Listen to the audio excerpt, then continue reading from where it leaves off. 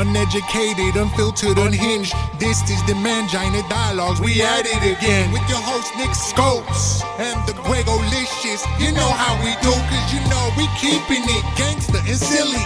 Unplugged like a full swung titty. Bout get jitty, cause you know we down to the nitty and the gritty. And we make shit sound so damn pretty. Yeah, cause this unhinged comedy.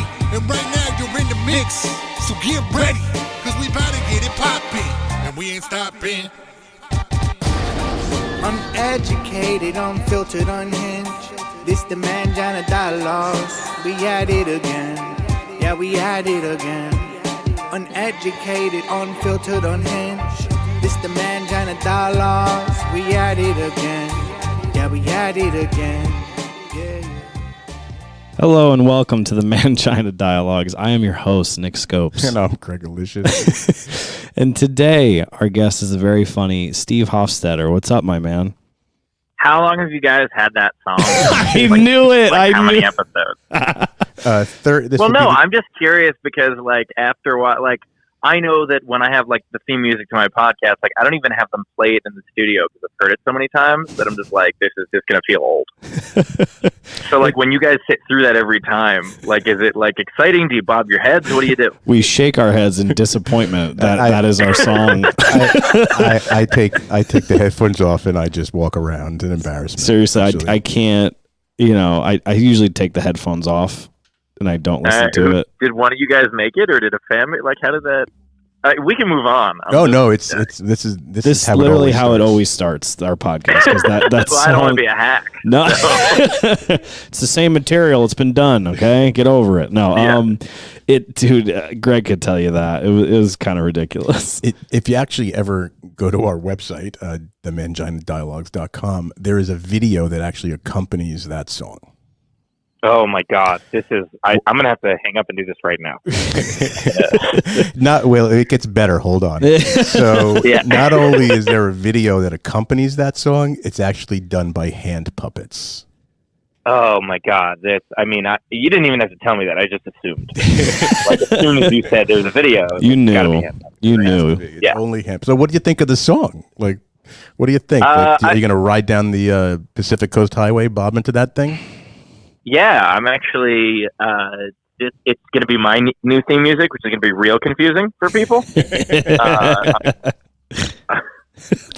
No, I like it. Honestly, I like anything that people actually put production value into. There's so many podcasts these days where someone's like, "Oh, I'm gonna make a podcast. I'm gonna be famous. Everyone's gonna listen to it," and it's just some guy talking to a crackly mic in their bedroom, and it's garbage. So production value, I'm all for it. I would Greg, a little bit of me too, obviously, but the equipment, but Greg's been good on that, and that's what's, we've done pretty well so far, and we're happy, but the production value is big, because I know exactly what you're saying. There's people that think they have a podcast, and they just get their opinions out there that everyone's going to love everything they say, or they just like to hear themselves talk, which I've experienced, but it's we have value. I do love the access to that now, that there's no gatekeepers anymore. Yeah. But at the same time, the second blogs started becoming a thing, it was just now people who have nothing to say also have nothing to write. This is great. And everyone else has to know. Now it's podcast, so now they have nothing to say again. So it's nice. Right. It's changed the game. And everybody gets to see how much of nothing there is to say. Yeah. Oh. How long? Good have, to be on the show. Yeah, thanks, it's great man. to have you. Appreciate the time. How long have you had your podcast for? So I tend to do podcasts like British people do television, where I do a season and then I have a new idea. That's kind of cool, though. I like that. My current podcast. I think we're about 40 episodes in now, and we do it weekly. So my current podcast is called Failing Forward, and the idea is I talk to successful people about times in their life when everything was garbage. Mm-hmm. Just, to kind of show people that, that's a normal thing. Failure is part of the process. But before that, I did a bunch of others. I did a 50 episode podcast where I talked to former Major League Baseball players. I did a thing when I was still married. I did a thing where, my wife and I would sit down and talk about what we hate. It was, we just kind of would go for about a year and then be like, all right, what's the new idea? So is that why you're not married anymore?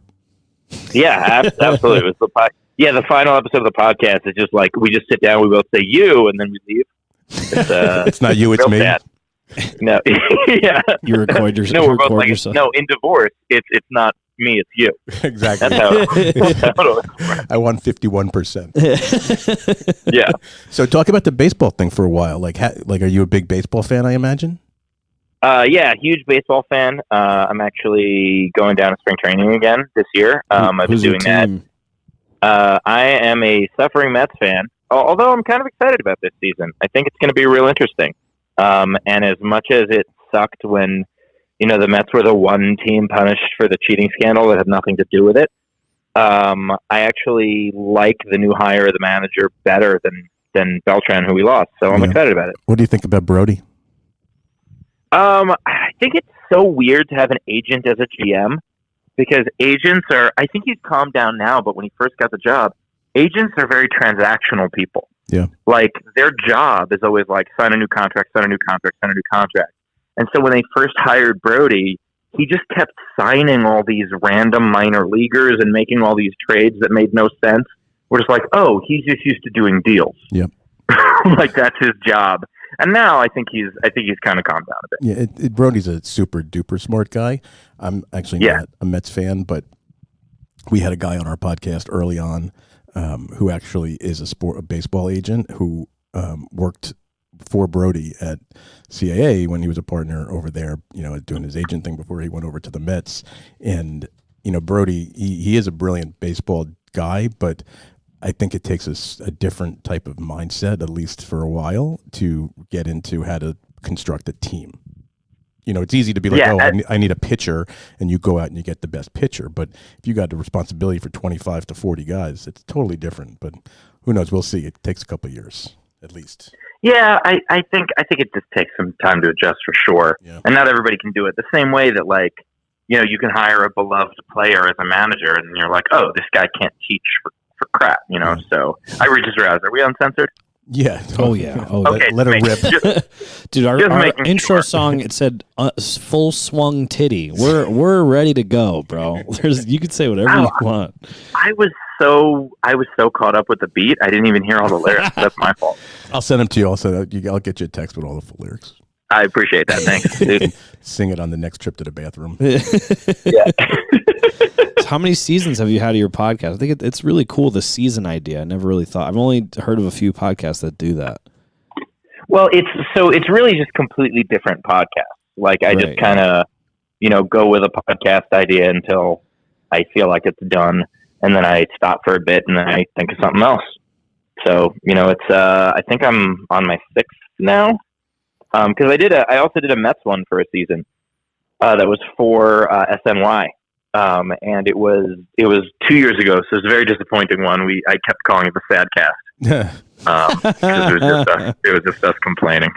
What was your favorite season of your podcast? Would you say it was the most fun creating?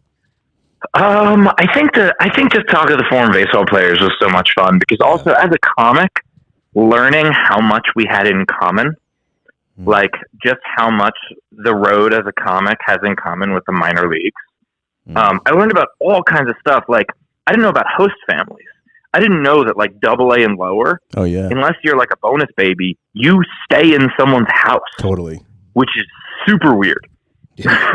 Like it's. Oh, sorry. Go ahead. No, you finish. I was just saying, like it's both, kind of awesome that the community opens their doors to the players, and also kind of creepy that the community opens their doors to the players. Yeah. Because these are like 19-year-old jocks, just coming out of high school. Stud high school dudes, yeah. Exactly. And they're just like, and these guys aren't, maybe some families are strict enough that they can handle it. But for the most part, I don't think these guys are going to be like, oh, sorry, I'm with my host family in Nebraska. I guess I'm not getting laid at all this season. But it's funny. So we're in southern Connecticut, right? Right, a little bit south of Bridgeport, and Bridgeport had one of those, not affiliated professional teams, the Bridgeport Bluefish, and every year I would get emails from them because I would go to the games, and it would be like, anyone interested in hosting a player, let us know, right? But half the players were guys that didn't make it in the farm systems, or major leaguers who are still trying to hang on, potentially get another shot somewhere. So I was always like trying to convince my wife. I'm like, let's see if we can get like Carlos Delgado to come live with us for 6 months. Oh, absolutely. I mean, I don't think the guys, even the former major leaguers, look, the guys who had a cup of coffee are going to need housing. Yeah, for sure. But yeah, but if there's a guy who was like made $100 million, and then he was one of those guys, that I'm retiring when they tear the shirt off my back type of guys, like those guys still have $100 million. No offense, I'm sure your place is real nice, but like it is. They're not staying with you. No, I know. It was more like a goof, like Jose Canseco played on the Newark team. I'm like, it'd be great to get Canseco. He doesn't have his $100 million anymore. He played on the Yankees minor league team? He played in Newark. Newark Bears. Yeah, on the Newark Bears, right? Yep. But that's a few years ago. You're a Mets fan, so I'm sure the dude that attacked the pitcher with the bat. Not in the Mets. It was the Long Island Ducks against the Bridgeport Bluefish. He was an ex-Met, Carlos Everett. Yeah, that would like that kind of stuff, because it's very weird that like these guys, when they're in the majors, for the most part, they don't know that there are repercussions in life. Yeah, for sure. These are guys who they were the best player in their high school. Then they went up through the minors. Now they're in the majors. And a lot of them don't realize that, like, hey, you can be replaced at any point. There are 1,000 guys trying to take your job. Yeah. And so some of these guys, like, they'll do something really stupid in the majors. Like, I was just in Australia, and I went to a Melbourne Aces game. And we got to do, like, we did this whole sketch where, like, we had them bang on trash cans. It was a lot of fun. But it always is. But I did the ceremonial first pitch, and the batter went up wearing headphones. But one of the players on the Aces was Delman Young. Right. And I was not privy to how garbage he was off the field when he was in the majors. Right. Like, I must have missed that story. And so, I'm I'm talking to the manager, and he's introducing me to people, and he's like, oh, and this is, Delman Young, he played in the majors for 10 years. I was like, yeah, I know who that is. Dimitri Young's brother, like he was a good hitter. I think he was a playoff MVP one year. And I was all excited, and I posted a picture of us. And then like all these comments were just like, oh, that's the guy who said all that anti-Semitic stuff, and I'm Jewish. And I was like, I'm sorry, what now? And like I went back and I researched, and I was like, oh, that's why he's that good and playing in Australia right now. That's pretty awesome. That's unreal, dude. What was that was a shame. Who was your favorite player you spoke to on the podcast? Actually, my favorite episodes, like I'm torn, because on one hand, like I got to talk to Sean Casey, and he's awesome, and just the reason his nickname is the Mayor is because he's just super gregarious, and he had a million cool stories to tell. And like my favorite was there was an all-star game where he gets to the locker room, and they're like, hey, there'll be 2 jerseys in your locker, sign one for charity and then wear the other. And so he gets to his locker, he finds a jersey, big old Sean Casey on the sleeve, and then he gives it to the clubhouse guy, and then he's like, hey, where's the other jersey? And they're like, oh no, there was a mishap, you only have one jersey. So in the All-Star game, he wore a jersey that he signed himself. So like that was awesome. But then I think my favorite might have been John Ratliff. John Ratliff's a guy, cup of coffee in the majors. He was a pitcher, literally pitched to 3 batters, 1 inning, 3 up, 3 down, perfect inning. He was on the A's during the like Zito, Hudson, and Mulder like amazing pitcher era. He was on the roster for 45 days, only got in 1 game, pitched a perfect inning. They sent him down to the minors, and he never played again. Jeez. And that story was so crazy, because while we were talking, I said to him, I was like, hey, looking at your stats, you were right there with their big 3. I was like, did you keep to yourself? You were quiet in the locker room? And he said he was. And I said, do you think if you talked to the media more, they might have included you in that conversation? And he just had this realization, like, during the podcast, like, oh, shit. I should have barged into an interview. Yeah, well, no, just the idea of, like, some of these guys keep to themselves, and that helps. And then some of these guys, like Chris Spire told me a great story of, you know, he was this, you know, very small player. Nobody expected anything from him. And he showed up to his first spring training with the pitchers and catchers. And they were like, hey, you don't have to be here. And he goes, yeah, I know. Like, I'm not here as a mistake. I want to work. And he just worked his ass off. And I think he ended up being Rookie of the Year, or he was close. I forget. But, like, you know, there are stories like that. He was on the A's, Chris Spire? Was he on? Who? Spire, his main years, I think, were on the Giants. But, yeah, he was like 1970s. That's pretty cool. I'm a huge baseball fan. It sounds like a pretty sweet podcast. I'll have to go check a bunch of those out. Love to. Yeah, although the tough part, though, is that, like, the way I got a lot of the guests was once I was friends with a couple, and we, like, added each other on Facebook, and then you see their Facebook friends list, and you're like, oh, I know that guy, I know that guy. And so I just started adding a bunch of them on Facebook. I'm going to send them a message being like, hey, I do this show. Here's my credentials. I'm not just some crazy guy. And so one by one, you know, became friends with a lot of them. And the guys today are different. But, ooh, some of the guys who played in the 70s, their Facebook feed is a cesspool. Yeah.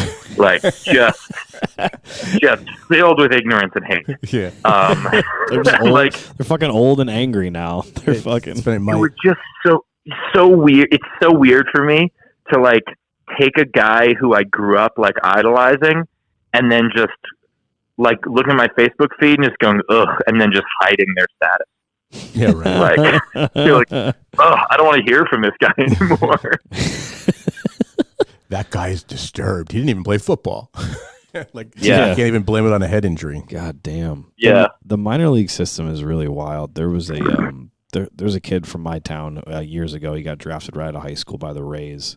He was like 94th pick overall, and now you know he's 25 now, 26, and he's still, like, you know, chugging away. He's in the minors, and I'm like, dude, it's crazy that, like, you could get, that's a pretty high pick in Major League Baseball. Like, I believe that it's like 1,200 people or something in the draft, something crazy every year. And, like, it's like, who knows if he'll ever get the shot to play? Like, that blows my mind that is how baseball works. It's really crazy. There have been number one overall picks that never sniffed a day in the majors. That's what I mean. That's Brian crazy. It is. Brian Taylor? Yeah, Brian Taylor, who, oh, God, that was a sad story. Yep. But, like, so I don't know if you know who Matt Pere is. So he's a buddy. We met when he was still in the minors in the Giants system, and he, you know, was creating these sketches, and they were super funny.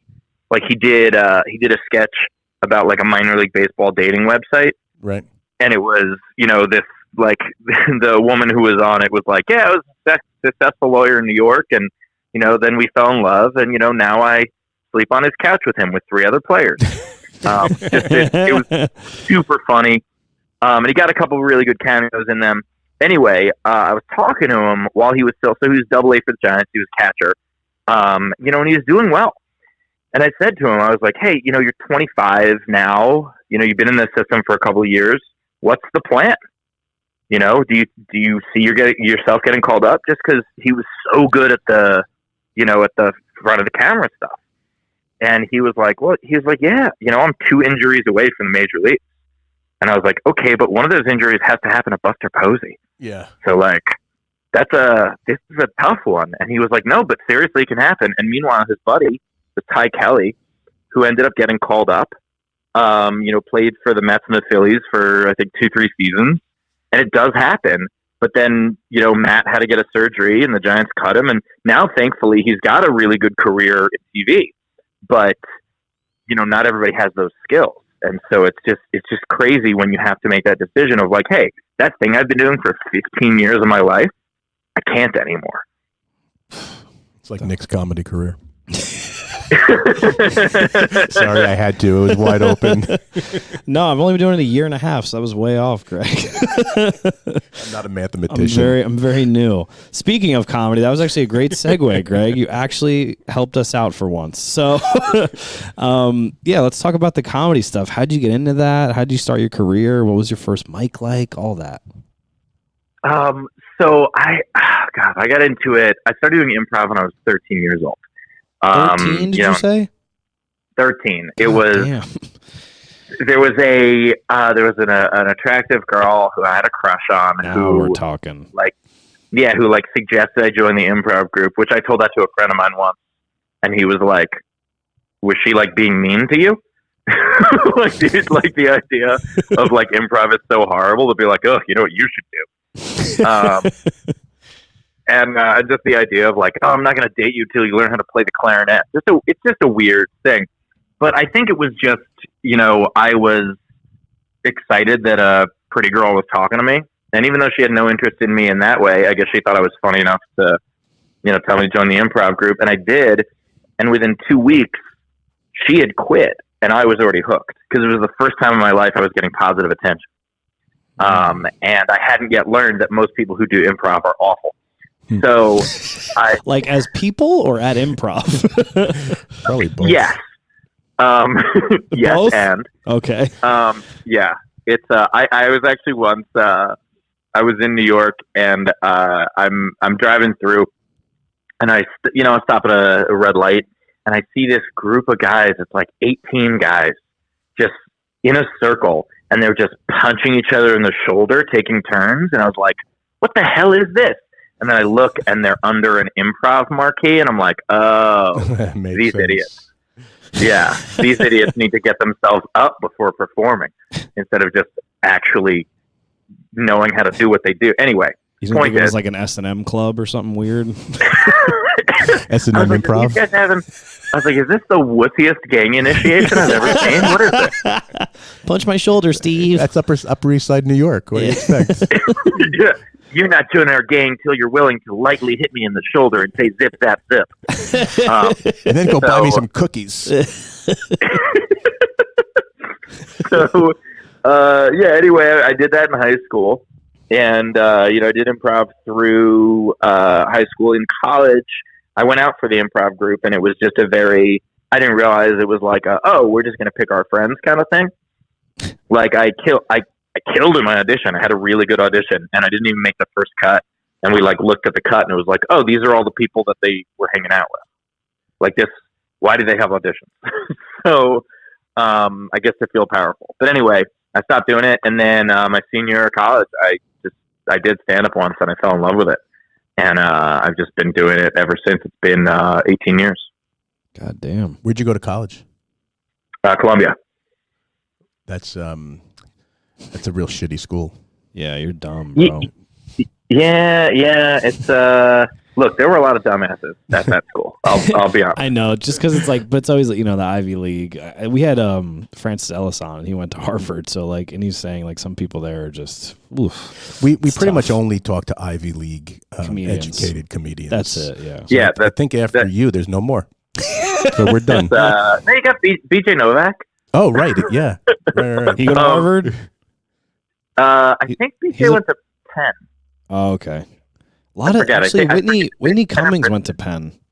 I found out. Yeah, there's actually a surprising amount. Yeah. I think Conan went to Harvard, right? Or was that right? Something like that? Yeah, there's a ton of writers. The Harvard Lampoon just churns out television writers. It's insane. But while I was there, look, there are a lot of very smart people. And then there are also a lot of people where you're just like, why are you here? How did you get here? They're like, my dad donated this building. There was one dude. There was a dude whose last name I didn't know because he was just crazy rich. That's just what everybody called him. And when someone actually said his last name, I was like, I don't know who you're talking about, because he was a guy who would go to the bar and he thought it was hilarious to pour beer over his head and then set it on fire. That guy.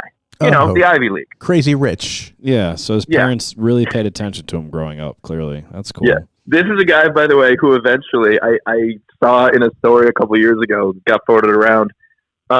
He's a lawyer now, because of course. And he actually tried to pull this stunt. It got like national attention because he tried to pull this stunt where he demanded a trial by combat. No. 100% real. What was? It doesn't matter. That's great by itself. Yeah.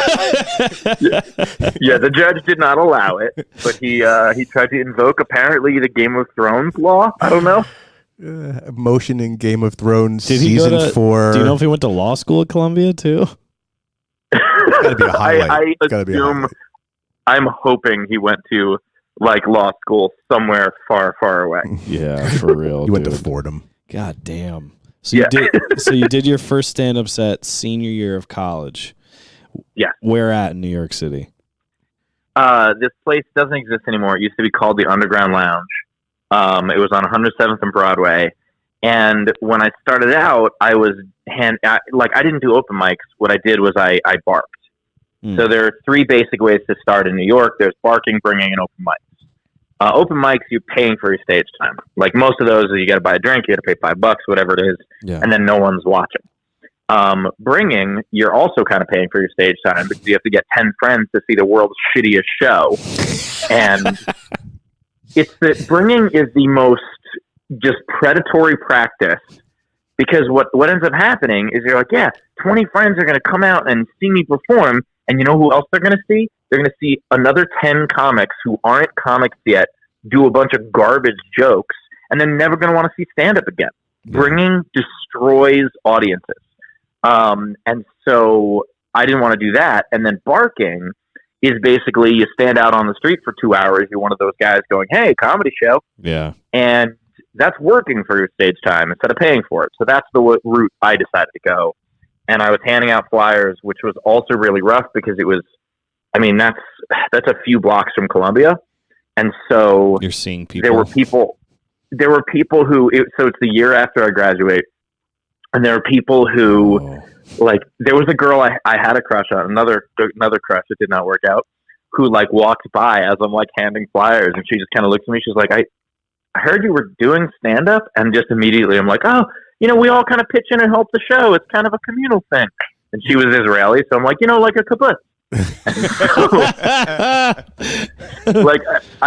that's the thing about barking is it helps me be quick on my feet. Right. Because you really have to be because you've got 2 seconds while someone hates you to try to sell them a ticket. and it also gets rid of your ego completely. Because and I did it in the winter, so it was 9 degrees in New York, and it was beautiful. I had to put newspaper under my shirt to cut the wind. It was awful. But if you want something, you work for it. Did you get stage time based on how many tickets you sold? You just kind of had to do the 2 hours, but the boss would kind of come out and make sure you were actually trying. Right. But it was something I was pretty good at, and so eventually we had this great room that was next to Columbia. And by the way, the headliners of that room, those were real crowds and real shows. The headliners were Marin and Sarah Silverman. Ed Helms would do spots, Demetri Martin. It was a really wonderful environment to be just surrounded by great comedians. And then you would do your 5 minutes of garbage in the middle of the show. Right. But I approached the guy who was running it and I said, hey, you've got this great room by Columbia. Why not try to find one by NYU also?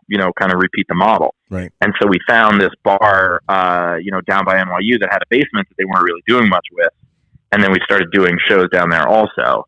And that one became so popular among the students that we would do an open mic there that would be packed. And so I ended up getting to go on stage about 100 times in my first 3 months as a comic, which really, really helped. And eventually, you stop handing out flyers once your comedy does more for the show than your flyers do. Yeah. Where'd you grow up? I grew up in Queens. Oh, sorry, city boy. Yeah, nice. I'm actual, born and raised. I say I moved to LA for the small town feel. How long have you been doing comedy for? January was 18 years. 18 years. Now, so you stayed the whole time in New York, and then you just kind of start doing the road and then make the venture out to L.A.? So I was in New York for the first couple of years, and then I moved out to LA pretty quickly, partially just because I was like, hey, I want to experience something different. And also because there's a thing I call home club syndrome. And that's basically people view you as a comic the way they first saw you as a comic. And so wherever you start, that's what they assume you still are. So by the time I moved to LA, I was doing pretty well on the road. I was featuring, occasionally headlining. And I would go back to New York, and they would see me as this open micer and barker. And so I was like, I gotta make a new impression on somebody. So I left. I went to LA for a couple years. LA is a shit place to live. If you go there, the phrase is "Don't move till you're invited." And it is. I love it here now, but when you're trying to break in, it is not the right place to live. Yeah. And so after a couple of years, I was like, I'm gonna go home. And went back to New York. I mean, neither is a good place to start as a comic. Neither one. Because, and people assume they are because like, oh, well, that's where all the industry is. And it's like, yeah, and that's why you don't want to be garbage. Yeah. Because you're competing with the best. And once you have some legs, competing with the best helps you, but you got to get those legs first. So I tell people, start somewhere and get good, move to New York and get great, move to LA and get famous, but that order is the easiest way to do it. And when I say start somewhere, I mean somewhere that has more than one comedy club. Right. Because all that has to happen, if you're in one of those cities that has like one club, typically cities with one club, that owner is like a crazy despot. But also, if that one owner doesn't like you, good luck to you. Yeah. Whereas if you're in a city with more than one club, if one owner doesn't like you, we'll go across the street and work with the other person. Yeah. That's actually what's kind of going on now in Southern Connecticut, which is pretty wild because that's how me and Nick kind of got together. We first started promoting comedy shows together out here, and it morphed into us. like you said, we took over a basement in a bar in one of the bigger towns, and now we're promoting comedy shows there Wednesday through Saturday nights. We're bringing out guys like yourself out of the city, and while you're in LA, but really great talent to headline our Friday and Saturday night shows. And it's all these guys that did our open mics are now morphed into doing rooms of their own, scattered throughout the southern part of the state.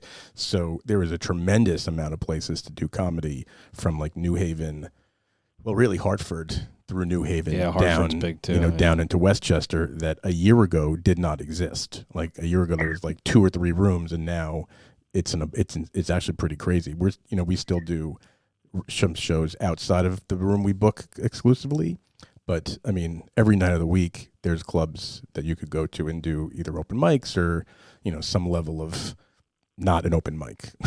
But it's pretty wild. Yeah, I mean, I think part of that is just like that area of Connecticut. It's such an interesting animal because so much of the rest of the country is divided into metro areas. Yeah. Whereas like Connecticut is just a long line of suburbs. Yep. You've got New Haven and you've got Hartford, but for the most part, there aren't population centers. It's just like, every 3 miles there's a new downtown. So you're able to have these hyper localized venues that, it's not going to support, some crazy 700 seater like the Improvs are opening up, but 50 to 100 people at a time. Absolutely. Yeah. That's what ours is. Our room is about, depends on how it's seated, but anywhere from like 70. 60 to 75 people comfortably.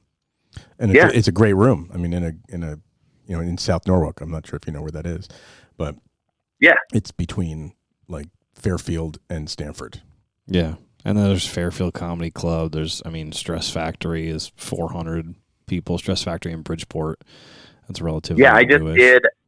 I did that about a year ago, maybe not quite a year ago. And it was just so funny to so many people were like, oh, I'd love to come see you. Wait, Bridgeport, am I going to die? Like it still has that. It still has that reputation, even though it's gotten a lot better. Yeah. Well, if you go across the street to the park, you might, but yeah, you just stay, you stay next to the restaurant, which is awesome next to Stress Factory and Stress Factory, and like Ralph and Rich's around the corner. It's nice. Yeah, but if Sam, you that go, sounds super good. if you go to that park, especially in the summer, all bets are off. Yeah, what a gorgeous venue that I was afraid to park near. Yeah, Like, it is so true. Vinny did an amazing job building out that place. Like yeah, it really is. It really is beautiful. And they just bought the restaurant next door, and the food is incredible. It's so Nice, good.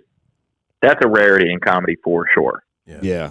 Oh yeah. Well, although I did what was it? Caroline's Wednesday. That food was great. It was incredible. Yeah. It's a real legit fucking place. It was awesome. So where in LA are you? Like what part of this? I'm in Studio City. Oh yeah, my favorite part of town. I'm sorry, what? It's my favorite part of. I'm in LA a lot, and I actually Okay. I stay in Studio City also at the beautiful Sportsman's Lodge on Ventura. Oh my God, Colorado. that's right near me. I could walk there. Yeah. So my bar, and it's really depressing to me because they just closed. I'm sure you know it. Hyperion Public. Oh, I didn't know Hyperion Public closed. Oh yeah, it closed right before New Year's, or maybe New Year's was the last day they were open. Yeah. Yeah. Well, that's your fault for not going to that. I know. That's, Listen, I went on Super Bowl last. I gave them my business. every time a place like that, like my favorite Thai place closed, and I was like, oh, I used to go there like once a month, and I'm like, oh, that's why. Yeah, right. That's not enough. That's fucking hilarious. So what's new with comedy now? What are you up to now? I know you have the tour and everything. So my act is actually drastically different from what it was for my last special.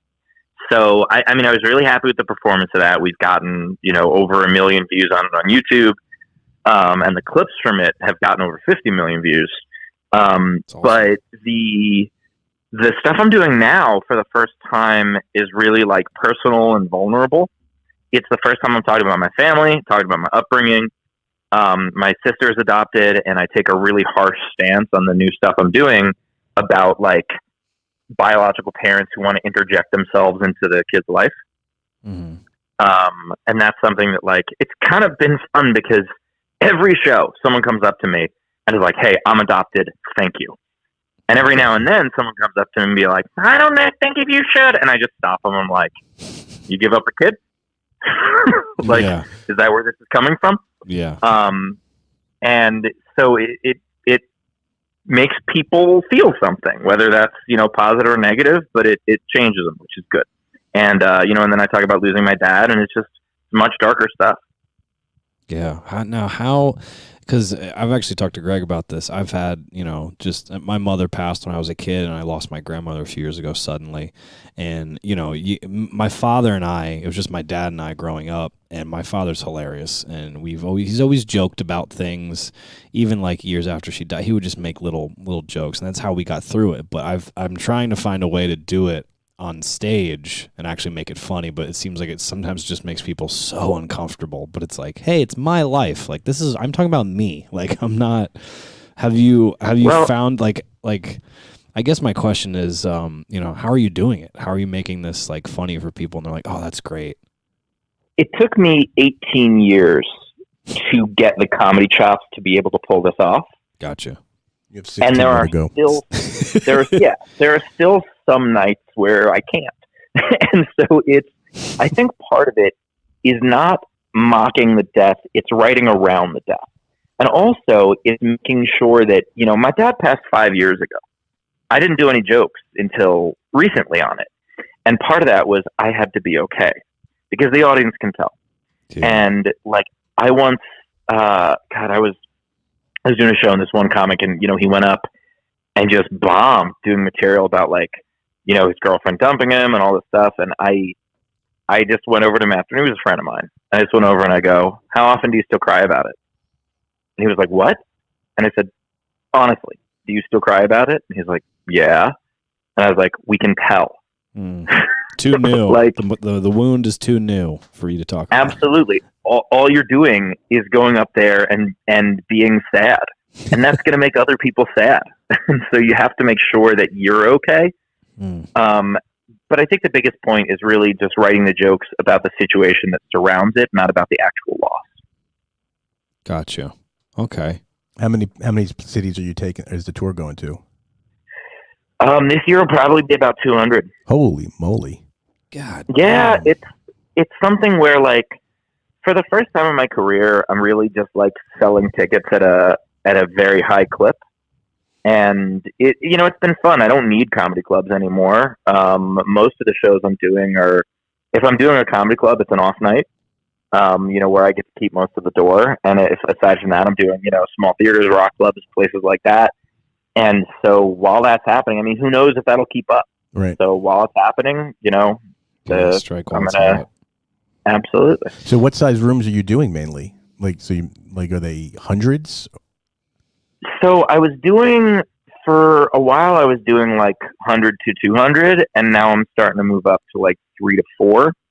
And I have a theater. I have the Odeum Theater in Rhode Island coming up in the spring, which is going to be a good test because I think that's like a 450. Right. And like if we can sell that out, which so far so good.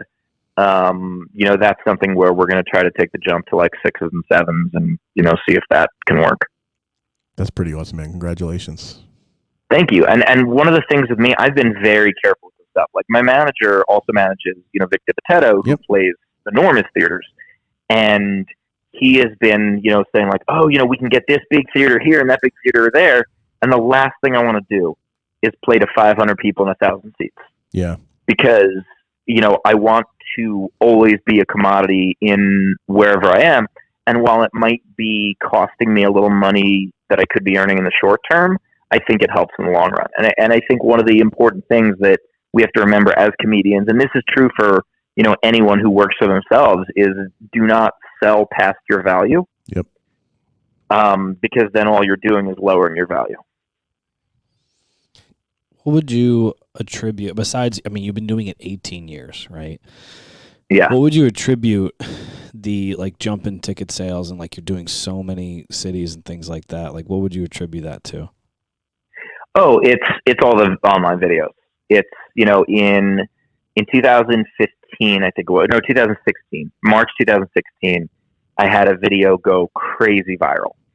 And it's one of those things that people are like, oh, overnight success. Because the video, I mean, it got, 4 million views in a week. Wow. And it was, my name was the #1 trending thing on Facebook. And there were all these people who'd never heard of me. And they're like, where'd this guy come from? And it's like, this guy had come from, 14 years of failure. That's where this guy came from.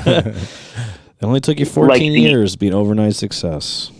Exactly. This guy came from doing strip mall comedy clubs in Clayton, North Carolina. That's a real reference. That club, though, great name, LOL. Oh, really appealed to the kids. And so really appealed to the kids. just the amount of garbage that you slog through.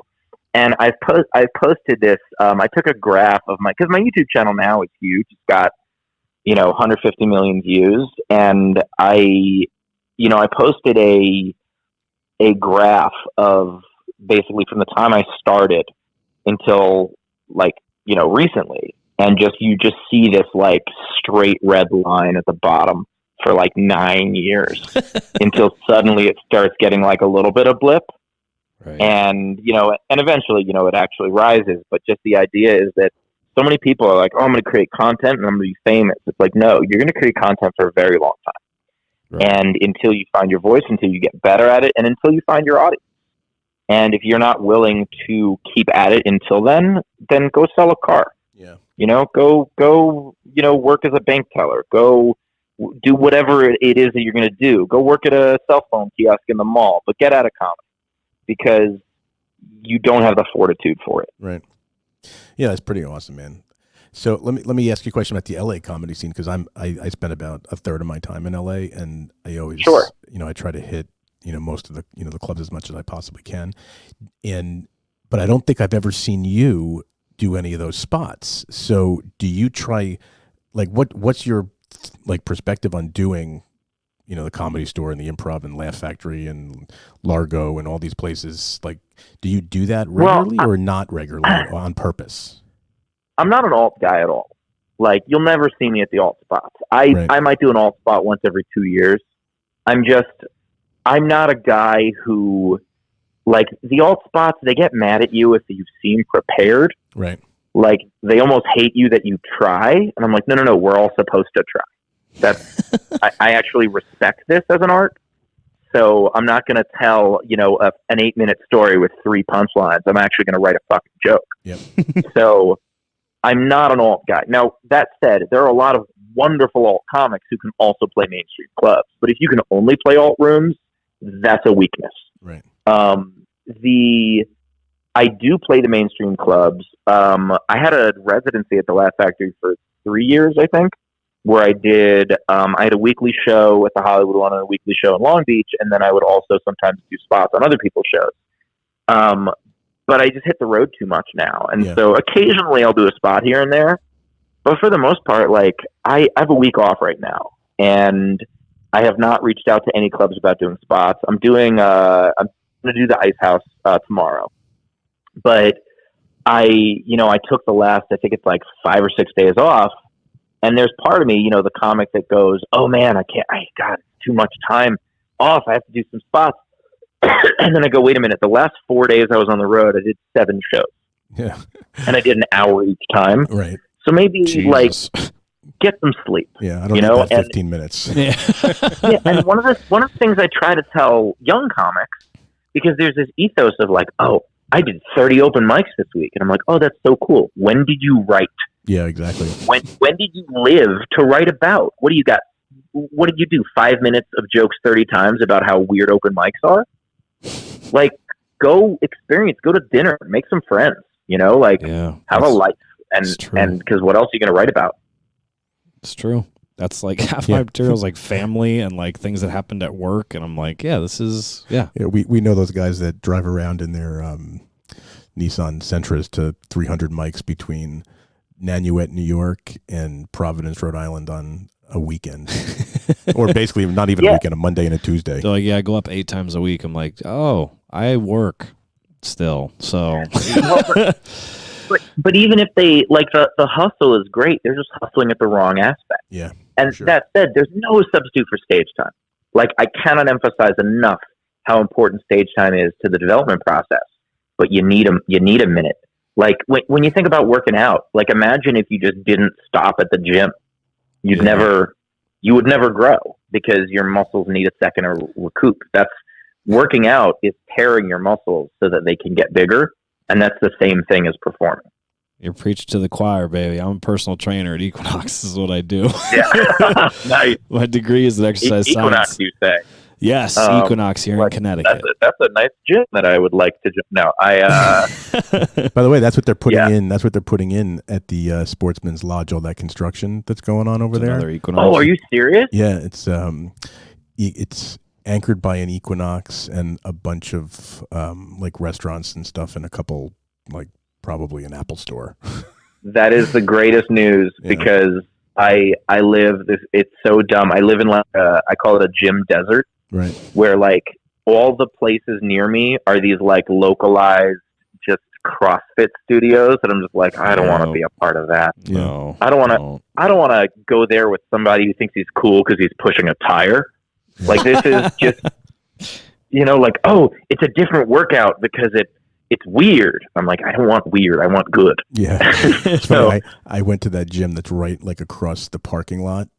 Past the vitamin shop. Yeah. Because if you stay at the hotel, you can go there for $10. And I walked in. I'm like, I paid my $10, and I walked right out. I'm like, no. Like, this is absolutely not. And meanwhile, the only decent gym near me is an LA Fitness. Right. And it's so bad. It's like, look, LA Fitness for the most part, they're tough. It's definitely like a low rent gym to begin with. But I was at it once. And there were these 6 women who were not working out. They were sitting on and around one of the benches, listening to a boombox dancing. And I was like, what? Who paid your membership? Like, how are you? I know it's only like $10 a month, but why? Like, can I give you $10 right now for you to leave, please? It's worth $60 to me to get the 6 of you the hell out of here. Yeah. And it's bad enough that they're playing the garbage pop from the gym. Which, by the way, do I have a business plan? A gym that doesn't play music. Everyone has headphones. Stop it. Stop playing music. Your music sucks. There's been like a handful of mornings where the music doesn't work and it's quiet, and like I'm training people and I'm like, I like this almost better than when like there's music playing. Some of the music sucks, dude. You can't control it either. There's shit playing. You're like, why is this playing? Like, every time I go to like a hotel gym that doesn't have anyone else there, like I will just go to the front desk and I'll be like, hey, I'm the only one in the gym right now. Could you shut the music off for like 45 minutes? Is that cool? Just because I was like, as much as I want to listen to Post Malone, I don't. So I was going to say Lil Wayne. I'll take Lil Wayne over Posty. I know. Yeah, I just, and it's such a, I know that this is such like a, you know, they say first world problems, but you know what? That's where I live. Yeah. I live in the first world. Yeah. So these are my problems. Well, when Equinox opens up in Studio City, I'll make some calls for you. I would love that. I actually I will as well because I'm an employee, Greg. I had never worked out at Lifetime Fitness before, and I went to the one in Vegas with a buddy of mine. That's one where like a guest pass for a week is $100. It's insane. Yeah, the Lifetime and Equinox they're actually like almost valued exactly the same. They're like $1.1 billion companies or whatever, and like the price per month, like you get what you pay for. Like it just is what it is. Like I've worked at gyms that are $20 a month, and I've worked at a place like Equinox, and it's a whole different fucking ball game, different demographic as well. I'm always going to be a Planet Fitness member just because I'm on the road so much, and like most of these small towns, they don't have anything but Planet. Yeah, but like it's cheap. Fuck it. Who cares? Yeah, but if I tweeted at Lifetime and I was like, "Why don't you have an LA location? Please take my money." Like, why are you not here? Like, why do you not? Yeah, but Equin, I'm all for that. That is the. This is why I did the podcast. I did this podcast just so I could find out when Equinox was up in your city. You should do a video of you just at Purple Fitness in whatever it's called. What's it called? Planet Fitness in purple and gold.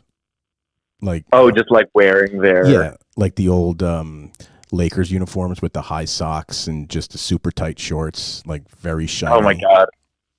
My favorite thing about Planet Fitness is that their logo just says. Like it's sarcastic. Like anytime, because it's basically like someone walks in and be like, "Okay, you think you're going to get in shape by working out at Planet Fitness," and then they just go, and it's just the logo mocks you. It's the best. It's the sound of the 99 cents hitting the ground. Yeah. Plus, I've heard like the Planet Fitness, like they'll have like pizza or cupcakes for the members, like as they walk in, and I love they're saying is the judgment-free zone, yet they are judging people who work out really hard and take it too seriously. Absolutely. You know what I mean? I do think it's brilliant that they have like a monthly pizza day and like a monthly bagel day, and like it's they know their demo. They're like they totally get that so much of people going to the gym is just shame. Yeah. That's true. Crack dealers. They have Tootsie Rolls on the counter when you walk in.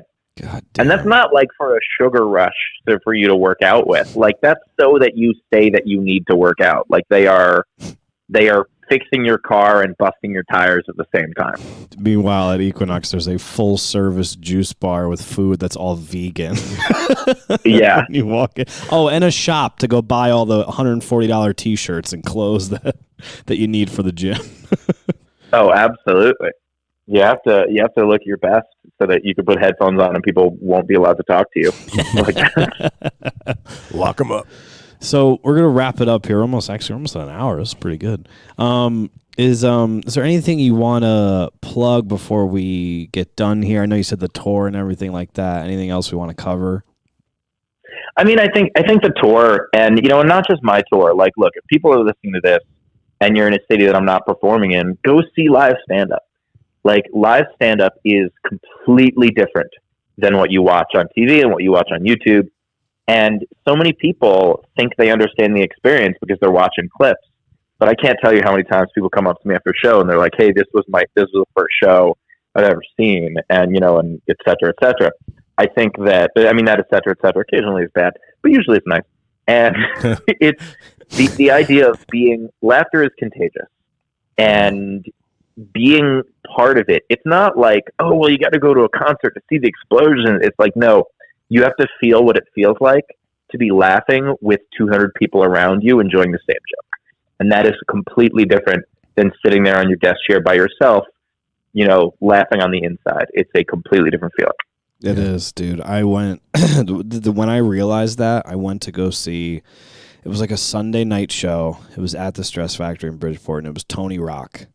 And it was like maybe 150 people, maybe 100 people at the most. It was Sunday night. So like my buddy's like, I got these free tickets. Let's go. And I was like, all right, yeah, whatever. Yeah.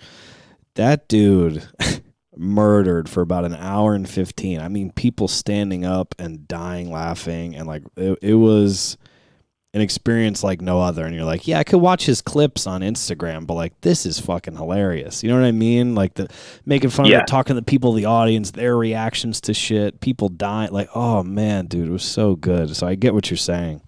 It's such a different thing. It was, so one of the guys that I tour with a ton is Brett Druck. And we were in San Diego last week, and he was talking to this one guy. Like, he has this bit where, like, he asks people about, like, what their first date was. And it just leads into him talking about a first date. But this one guy was just, like, being real chatty and, like, complained that he didn't get laid on the first date, which is just such a weird thing to do. And so then later on... What a fucking weird... And so then later on, the guy, like, interrupts, and Brett just turns to him and goes, well, now I know why she didn't fuck you. And it was just, oh my God, to be in that moment, like, that was just unbelievable. Well, it was so much fun. You just had a post that's similar. We don't have to get into it too much, but that lady that was heckling, I believe you were in South Bend, Indiana. The South Bend one. The South Bend one was just a weird one because they just had to keep telling her to shut up. That was every now and then the problem with playing a music venue is sometimes they don't understand the difference between music and comedy. And so, like, I just had to try to keep their attention focused. Like, that was one. Yeah. That was one where I just. But that shit was funny. Like, you called it back. She came to the merch line afterward. Did she? She, like, so afterward, like, I do a meet and greet, sell albums and stuff. And she, like, interrupted. She not only interrupted the show, but she tried to cut the line. And, like, my opener thankfully knew that I would have murdered her.